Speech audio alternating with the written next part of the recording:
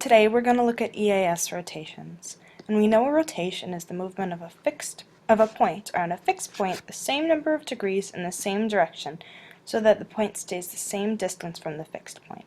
So our fixed point is our center point. In Euclidean geometry, we move a point the same number of degrees, and to make sure it's the same distance away, we keep it around a circle. So we'd move one point from here to here.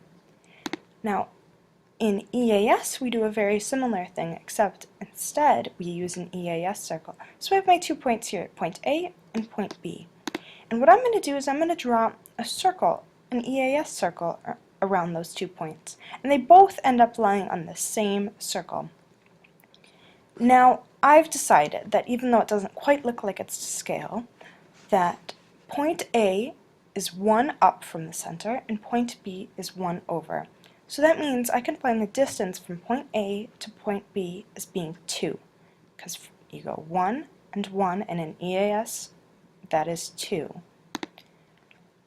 So now I'm going to rotate my points, and I've decided I'm going to move each of these points 1/2 of the way around the circle. So I've decided to move point A, and I'm going to move it 1/2 over and 1/2 down, and same with point B, 1/2 over and 1/2 down.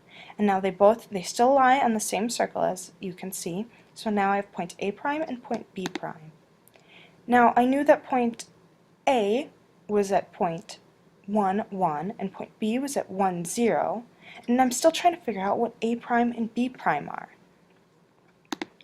So I found, because I move point A 1/2 over and 1/2 down, its new point is going to be 1/2, 1/2.